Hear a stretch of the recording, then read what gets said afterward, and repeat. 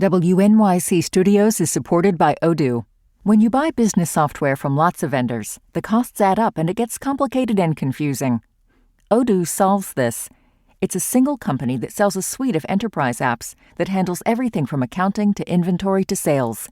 Odoo is all connected on a single platform in a simple and affordable way. You can save money without missing out on the features you need. Check out Odoo at odoo.com. That's odoo.com.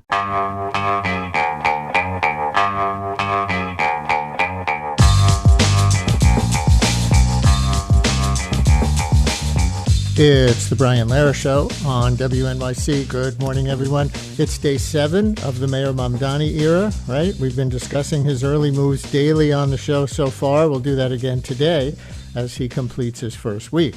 Among our topics today, what the mayor said yesterday with Police Commissioner Tisch as they announced record low crime stats that came on Mayor Adams' watch. Does it mean keeping some approaches to fighting crime that you might not associate with Mamdani, even as he implements some of his own? He canceled, as a group, every executive order that Mayor Adams made after Adams was indicted on corruption charges in September 2024 and allegedly began to tilt policy in hopes of a pardon from Donald Trump. Mayor Mamdani is restoring those executive orders he agrees with. 2 of those not being restored have gotten the most backlash. Those were specifically supportive of Israel in ways Mamdani believes harm Palestinian rights or purposely conflate certain criticism of Israel with antisemitism. He did renew Adams' creation of an office of anti-Semitism or to fight anti-Semitism in the city.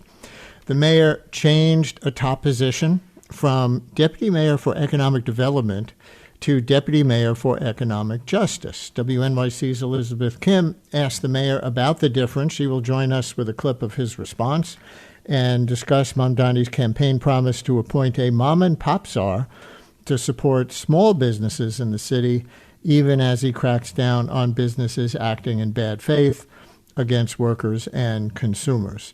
He affirmed that he is still for mayoral control of the public schools, something he had opposed during the campaign, but he will have his own approach to more community input.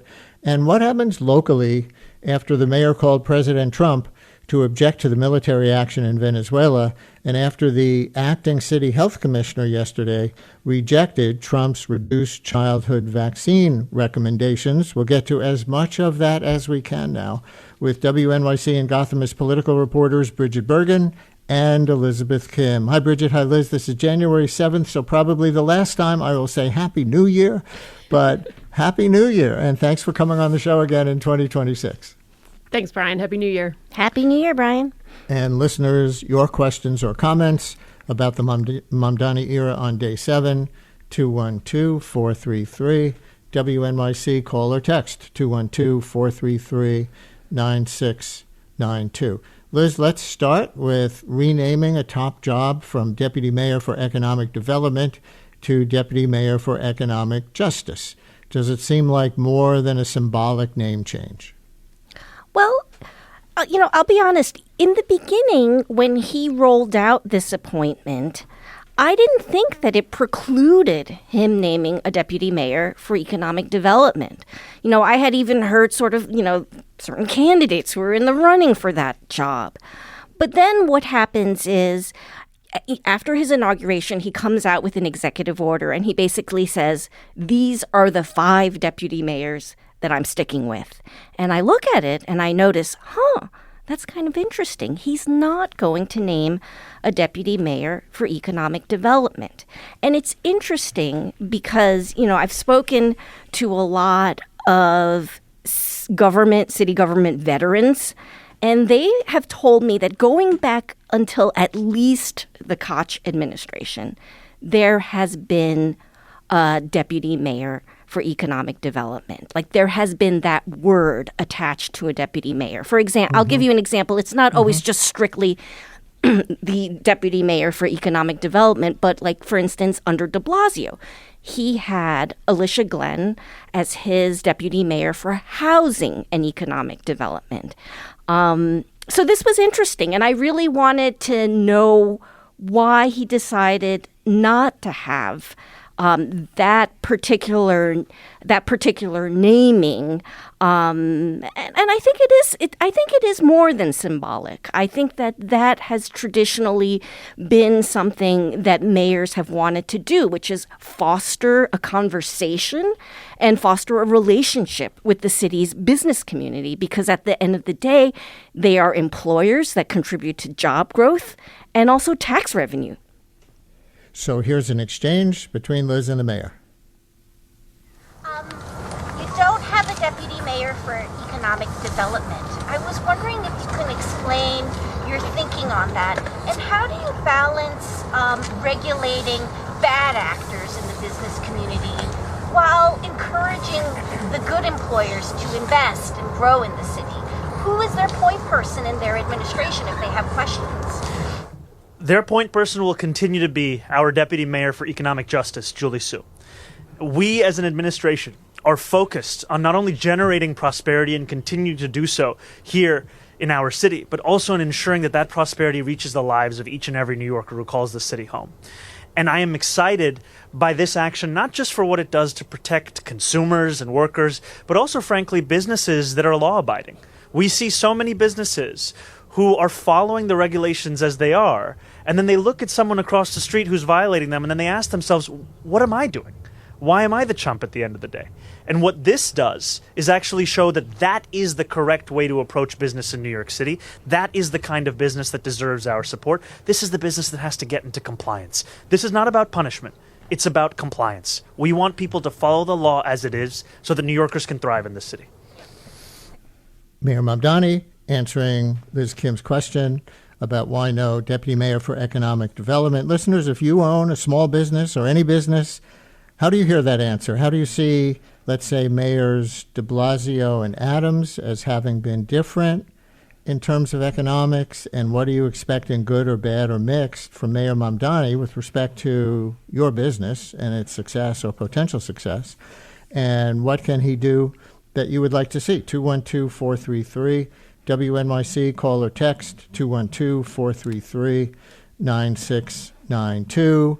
Small business owners, among others, our general invitation for people with comments and questions. So, Liz, listening to that clip, Mamdani and his supporters say if businesses are serving their workers and customers legally and in good faith, they won't have a problem with his administration. Only those not doing that will have the city on their backs, maybe in some new ways. They ask, why wouldn't clean businesses, Mamdani and his supporters ask, which are most businesses, why would they be skeptical of that? Has anyone in business leadership answered that question? Well, this is what one person told me, and I thought this was a very good analogy, is that if you think about, a pie, and what Mamdani is saying is the way that the pie has been divided has historically been unjust. And I want to focus on making it more fair. But there's another way to look at that, right? That's true. The city should actively be trying to make the division of the pie fair. But the city also needs to grow the pie. And that's where this idea or concept of economic development comes in. For example, there was no reason that Mamdani could not have said, Julie Su is appointed as the deputy mayor for economic justice and development. But I think it was a conscious decision not to do that. This is very much in keeping with his ideology as a democratic socialist. This is, very much in keeping with his rhetoric about governing as a democratic socialist and putting people first before businesses and billionaires. But I would also say, this is not just about following the rules.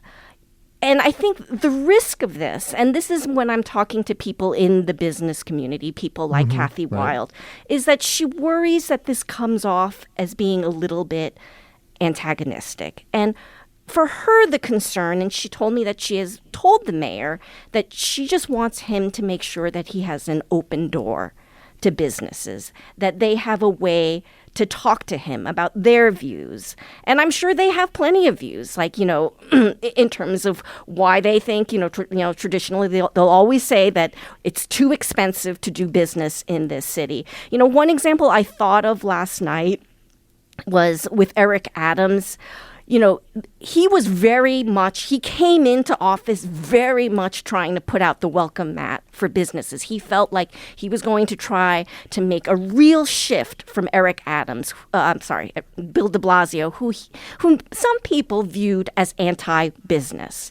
So one thing that he immediately tried to tackle was this idea, we were coming out of COVID, was how do we get people back to work? And I remember him having several meetings with the Partnership for New York City and their members and asking employers, what can the city do to help get your employees to come back to work? And a lot of the answers was rooted in quality of life and public safety. And then you saw the mayor, bringing more police onto the subways, et cetera. But that is just one example. That's not about, setting rules about deceptive pricing practices. Mm-hmm. But it's one example in which there was a mayor.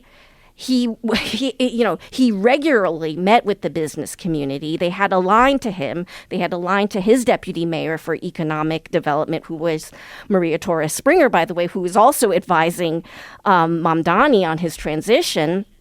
But that's one example, Of course, I think there are others who make the other argument that this is something that is long overdue and welcome in this city, is that we are finally putting consumers and workers first. Brigid, anything to add so far on economic development versus economic justice or development plus justice? Yeah, excuse me, Brad. I think what's interesting is, we're having this conversation, as you noted, very early in the year. It's day 7 of the Mamdani administration. But part of any new administration, what they're thinking about is, what can we do in the first 100 days? How can we show that we know how we got here? We know who sent us into this office. And how can we start delivering for those people who supported us? Mamdani said it in his inaugural speech. I am a democratic socialist. I was elected as a democratic socialist. I will govern as a democratic socialist.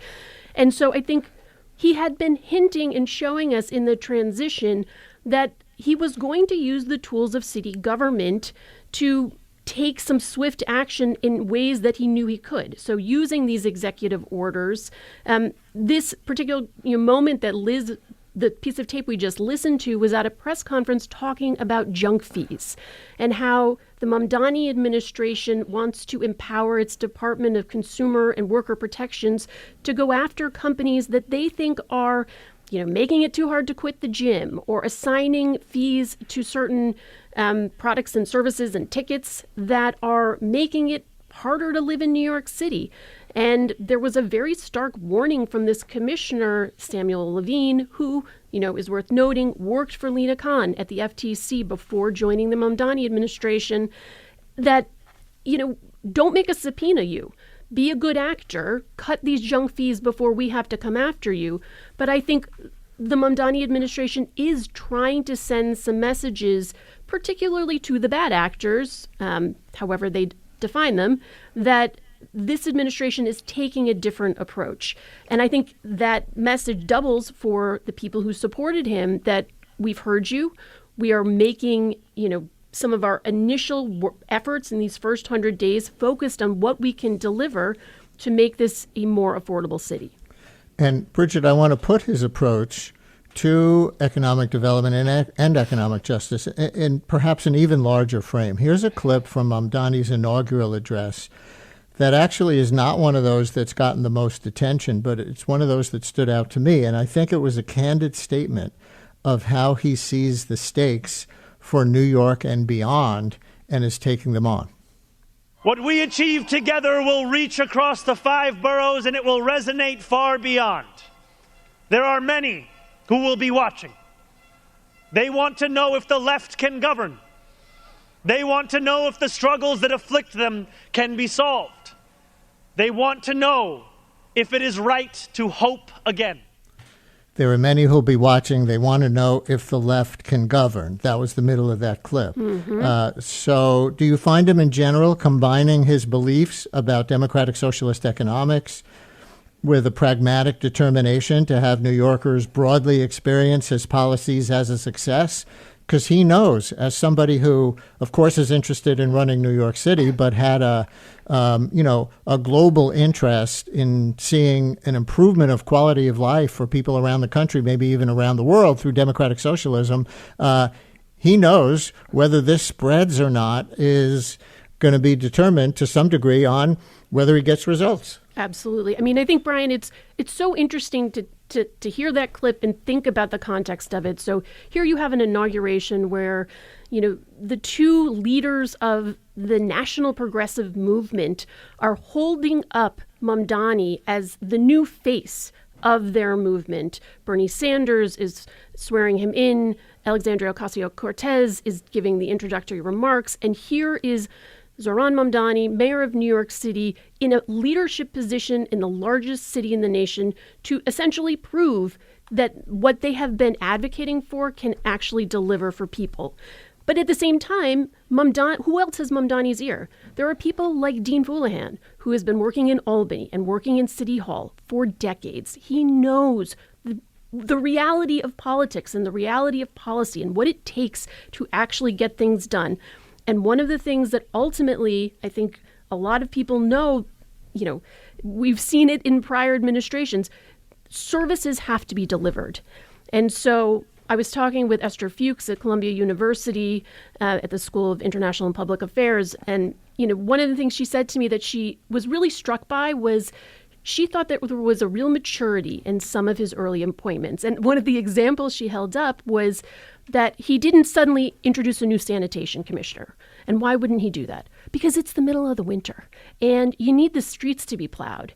And so, the worst thing that can happen for a mayor, if you just start office and just ask Bill de Blasio, is to be socked with a snowstorm in your first few days and not be able to, get people around. And so that balance of understanding that your obligation is to deliver services consistently while also trying to put forward policies that make the city fairer, in your view, I think is something that will be a real tension, but also a real expectation for this administration. Let's take a phone call on this topic. David in Brooklyn, you're on WNYC. Hi, David. Thank you for calling in. Hi. Thanks for taking the call. Yeah, so I'm a New Yorker. I've been here my whole life, and I've done a lot of work in communities, working class communities that don't listen to WNYC or read the New York Times. And, I feel that there was something your guest mentioned regarding taking another perspective on the fact that the new mayor, remind me, did not appoint an economic development something leader Deputy or something mayor, like that. Deputy and mayor. Then, yes, and she said, your guest said that, another perspective is, the city does, the businesses in the city do need to grow, that's another perspective. And for some reason, when the guest said that, it just made me, it made me think about how big and like a small amount of growth. And there's so many people who have micro businesses and who are just starting a little business. And then there's this huge businesses that, as we know, are amoral. And we live in this city now. And there's so many people that I'm so excited myself, obviously, about Mamdani. But even friends of mine are like, well, we'll see. We'll see what he's able to do. And I just feel like there's things against it. So particularly when your guest said about that other perspective, well, the businesses need to grow. How big is my question? Do they need to grow? And so far, it seems to me, he's so clear and articulate and literally caring. And that's why I'm excited. And I don't want... so I guess it was just about that growth question. Well, I don't, and Liz, you can speak for yourself. But David, I don't think Liz was intending to say small businesses need to grow bigger and become mega corporations. I think she was referring to, the generally accepted belief that there's always a reason to add more jobs. I mean, New York City, we've done a segment on this recently. New York City, toward the end of the Adams administration, had a higher unemployment rate than most of the rest of the country, and had not recovered from the pandemic as well as a lot of other cities around the country, except in certain job categories like healthcare. And so I think, and Liz, now you can speak for yourself, that what she was referring to, that maybe you misunderstood, David, was not grow businesses into corporations, but grow the job pool. But Liz, you hear what David's saying, and you know what you said. Yes, and what I was going to say is, like, to Brigid's point about, what the point she was saying, that Esther Fuchs said that he's made some very pragmatic decisions. To people who are looking at this, this economic justice and economic growth issue, what's pragmatic for him is to promote economic growth, because, their view is, you want universal pre-K, you want free buses, you have to grow the pie, you have to grow revenue, you have to try to grow jobs. And yes, to David's point, it's not, growing small businesses into mega businesses, but it is this idea that you need the economy to grow. You need the economy to do well. And that, people are trying to make the argument that you can hold two thoughts at the same time. Like, remember how Mayor Adams used to always say, we need to have public safety, but we can also have justice at the same time. This is another argument. We can have economic justice, and we also need economic growth. And that the two are not the two are not opposed. Now, I think a lot of this is, like Brigid said, he's trying to send a message, and I think for the time being, it does serve him politically, because this is, to many people in this city, it will be a refreshing shift. Like, I think to the caller, David, it probably is a refreshing shift, because they see government as so often being on the side of big businesses. And finally, we have a mayor looking out for the little guy. And Brian, David, thank you for raising that issue and that distinction. Brigid, go ahead. I just wanted to add, I mean, in terms of sending the message and the kind of vital importance of that, one of the things that this administration is also relying on is maintaining engagement among some of those people that helped him get elected. Because, through this outside group called Our Time, through the mayor's office of mass engagement, which I think we're going to learn more about. But there is this idea that in order to advocate for some of his most banner policies, universal childcare, this rent freeze, that it's going to require boots on the ground beyond just Mamdani himself and members of his administration. There's this idea that to get these things across the finish line, people are going to go up to Albany. They're going to lobby their state lawmakers. They're going to make the case that this is not just something coming from him. This is coming from them.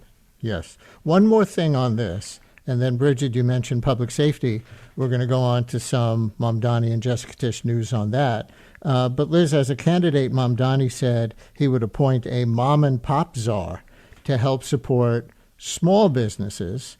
Do we have one? No, we don't. And, I was reminded of this promise when I spoke to Andrew Ridgie. He represents the restaurant and hospitality industry. And I called Ridgie because I was trying to ask different members of the business community whether they felt they had a point person in City Hall, like sort of to the point of the criticism that if you don't have a deputy mayor for economic development, a lot of business leaders are going to feel like they don't have an ear. So I asked him, and he said, "Well, he's mostly dealing with restaurants that are small businesses, and he's waiting for this mom and pop czar." But speaking to the point of, not having this deputy mayor for economic development, he told me that he has really urged Mamdani that when he does appoint a mom and pop czar, that he would really prefer the mom and pop czar report directly to the mayor.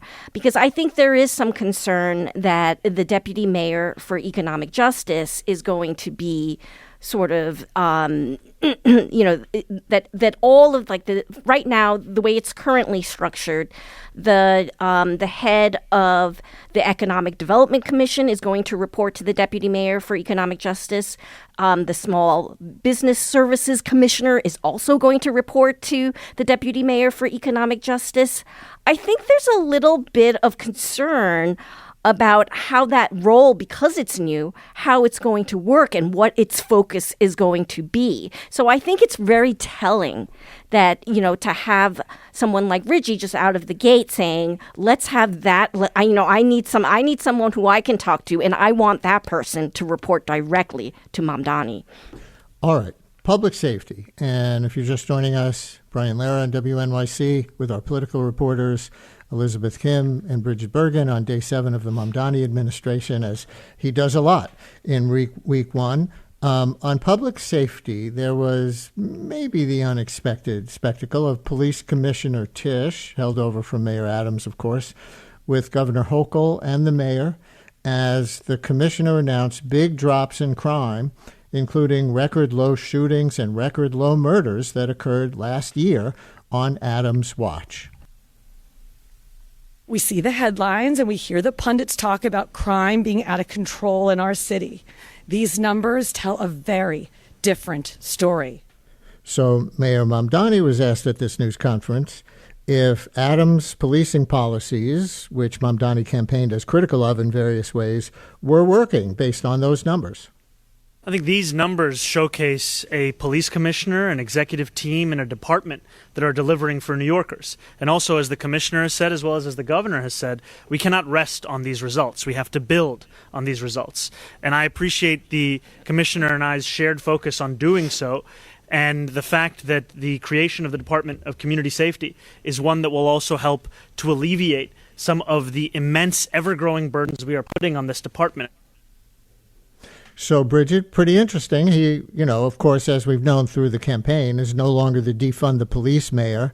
And there he's supporting, he's endorsing, praising the work of the NYPD, while at the same time saying he's going to do some new things like initiate his Department of Community Safety. How did you hear that response? It's interesting, Brian. There's another clip at another point in the press conference that I think goes to the point of what we were just listening to, but really was striking to me. And it was Mamdani repeatedly thanking the members of the department for their hard work and acknowledging how hard it was for them to do what they needed to do. And, I think part of what we saw there is this effort on his part to make sure that he comes into his administration with as much of a reset with this department, which included members who were, certainly the outgoing ones, much more critical of his candidacy, with an opportunity to, work hand in hand. Appearing at that press conference with Police Commissioner Tisch, standing at her side while letting her, deliver those statistics, which, as you noted, included some really striking numbers, some huge declines in a whole series of crime categories.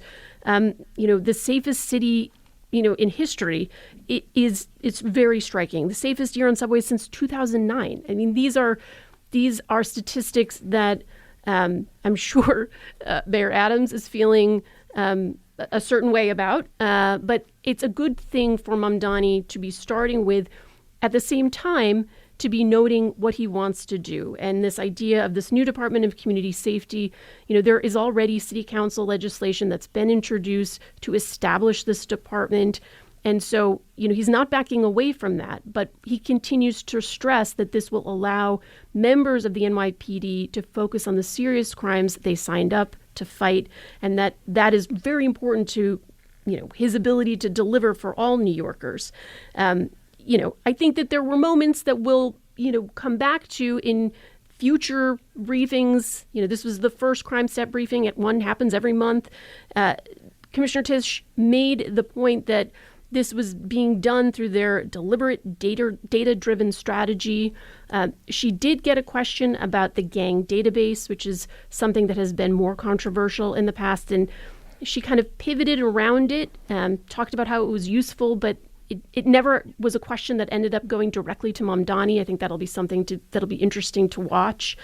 But I think this was really a way for the two of them to show a certain amount of mutual respect, partnership, and send a message to the NYPD that he has their back. Nick in Manhasset has a Tish Mamdani question, I think. Nick, you're on WNYC. Hello.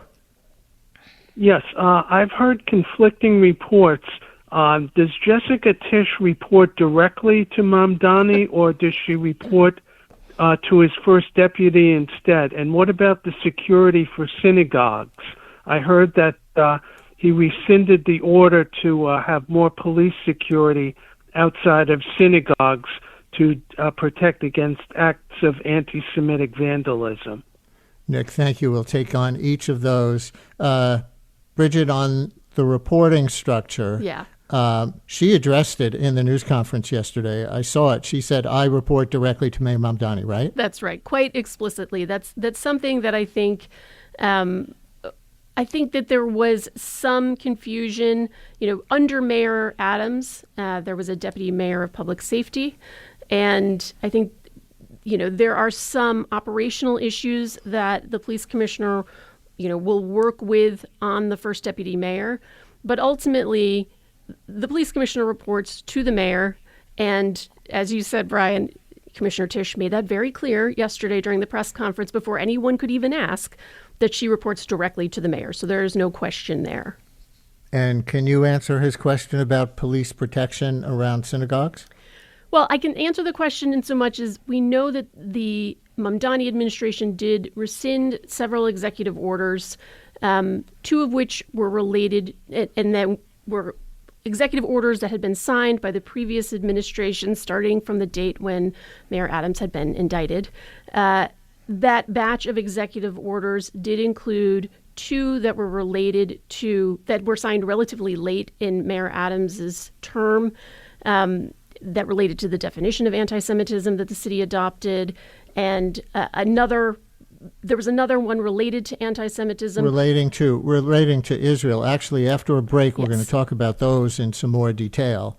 But he did not rescind the executive order related to the Office of combating hate crimes and combating anti-Semitism. So in terms of the decision around funding, I would presume that a lot of that will continue to be at the discretion of the police commissioner, and when things need to be have heightened security, that she will dictate that. Yes, that order that the caller was referring to was it was an executive order requiring the police commissioner to evaluate the rules about protests outside houses of worship.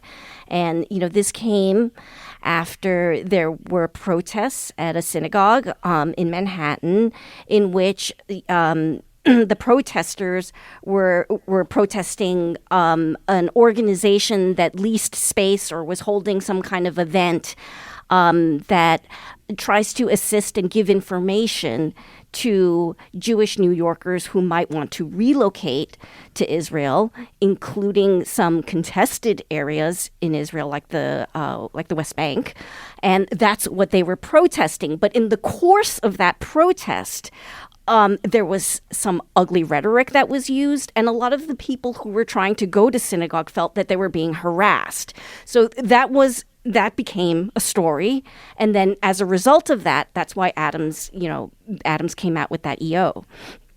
We'll continue in a minute with WNYC political reporters Brigid Bergin and Liz Kim and you, 212-433.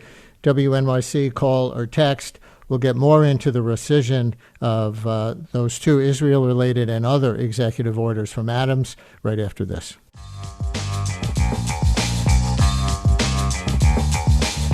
Brian Lehrer on WNYC on the Mamdani era, Day 7, with WNYC's Brigid Bergin and Elizabeth Kim.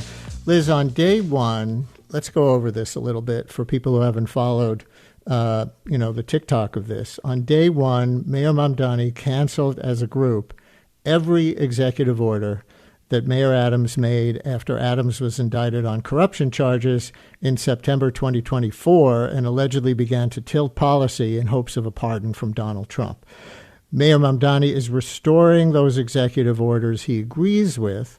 Two of those not being restored have gotten the most backlash. Those were specifically supportive of Israel in ways Mamdani believes harm Palestinian rights or purposely conflate certain criticism of Israel with anti-Semitism. Can you give us the big picture first of what was canceled en masse beyond what I just said? Well, you're right, Brian. So basically, the way Mamdani has described it, because he was asked this question, and he's been asked it multiple times, actually, since he revoked the orders, was as a new mayor, he basically had two choices. He could either extend the prior mayor's executive orders, or he could amend them.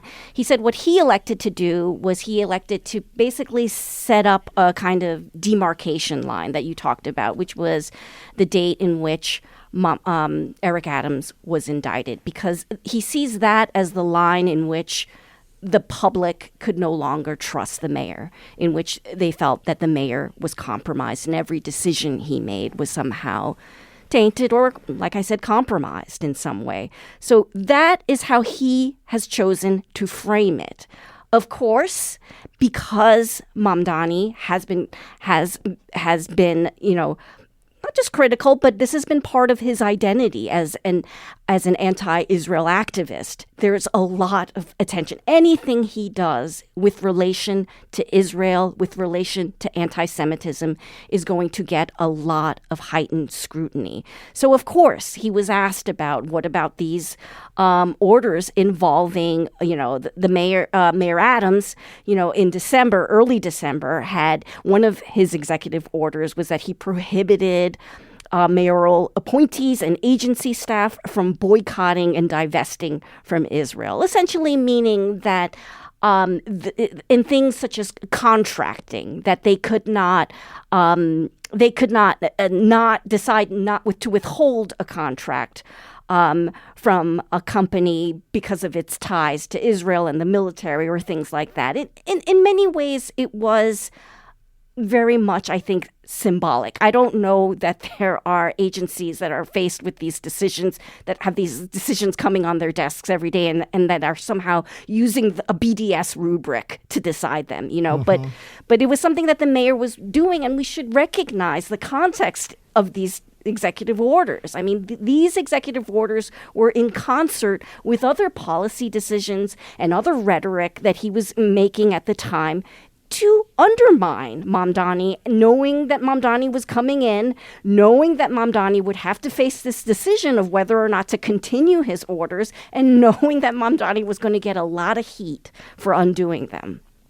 So among the Adams executive orders that Mamdani has restored, as he restores some of them one by one that he agrees with, is the one that created an office to combat anti-Semitism in the city. That goes on. We talked about that before the break.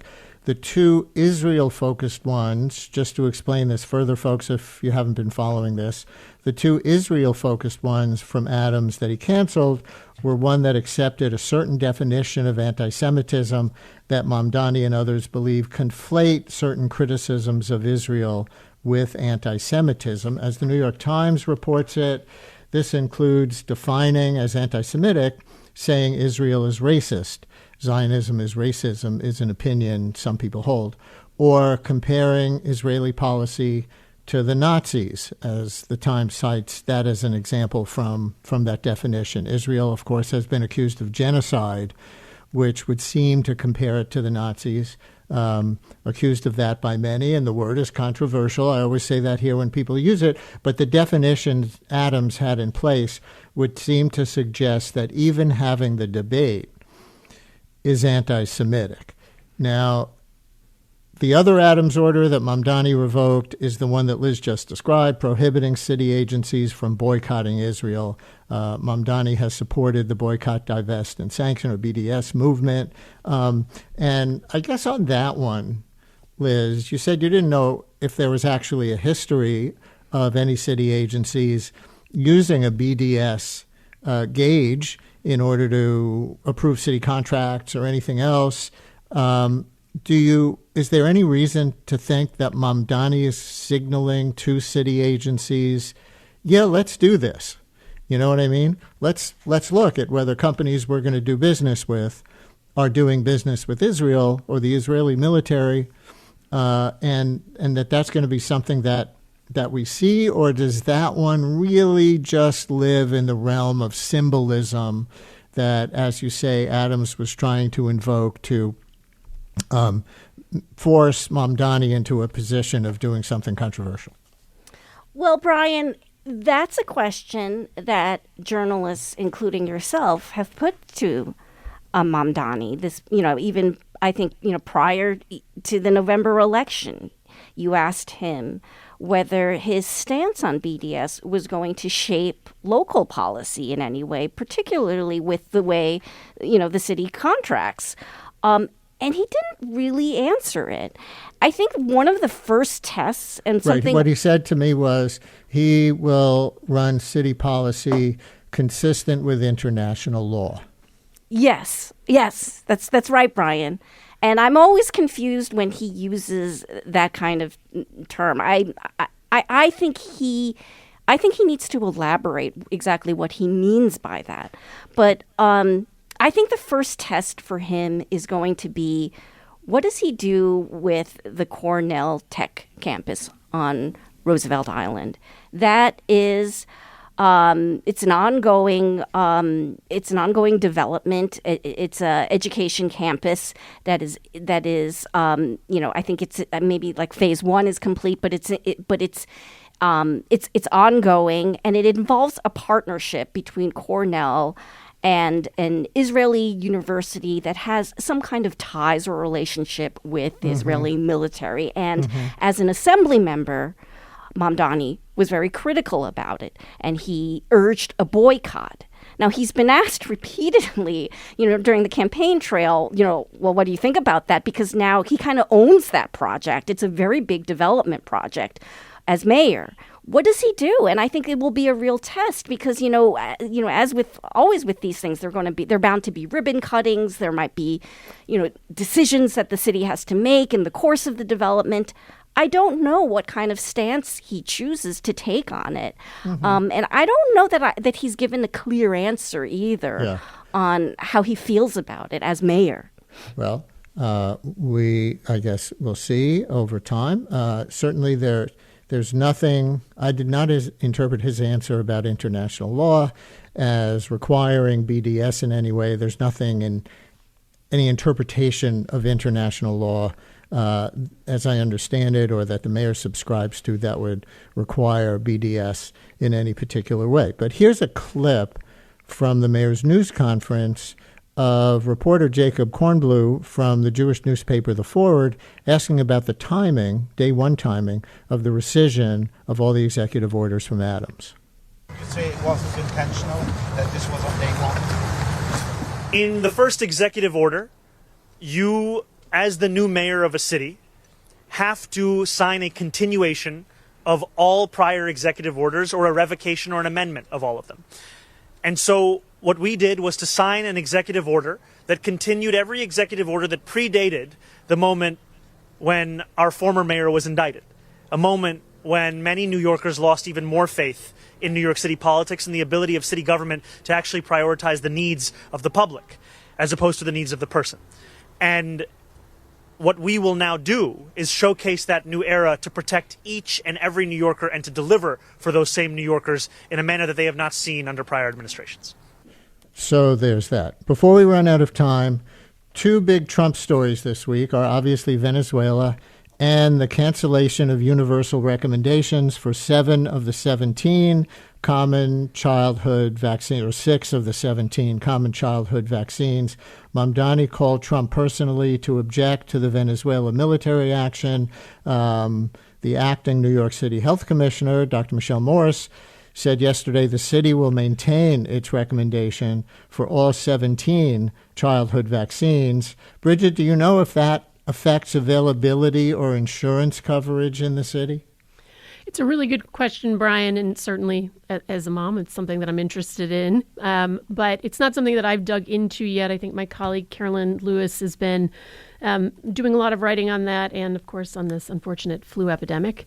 But it will be interesting. I think it in some ways dovetails with this idea of mayoral control of city schools, because if the city is saying that it has a higher vaccine requirement, I'd be curious to know if that will then also extend to what they require for kids attending New York City public schools. And very interestingly, just the day before the mayor was inaugurated, he made a pretty significant 180 on his language around mayoral control and stating very explicitly that he will ask the legislature to extend mayoral control of schools, something that I think gives a lot of comfort to, certainly some educators, some people who, are hopeful that he will be able to achieve universal childcare and see mayoral control as a key tool in being able to do that.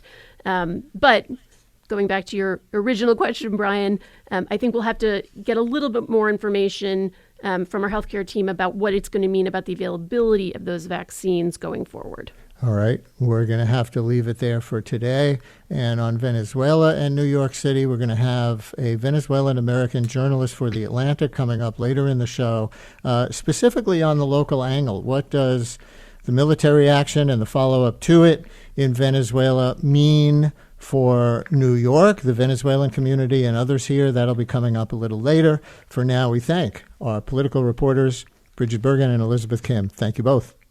Thanks, Brian. Thank you, Brian. Since WNYC's first broadcast in 1924, we've been dedicated to creating the kind of content we know the world needs. Since then, New York Public Radio's rigorous journalism has gone on to win a Peabody Award and a DuPont Columbia Award, among others. In addition to this award-winning reporting, your sponsorship also supports inspiring storytelling and extraordinary music that is free and accessible to all. To get in touch and find out more, visit sponsorship.wnyc.org.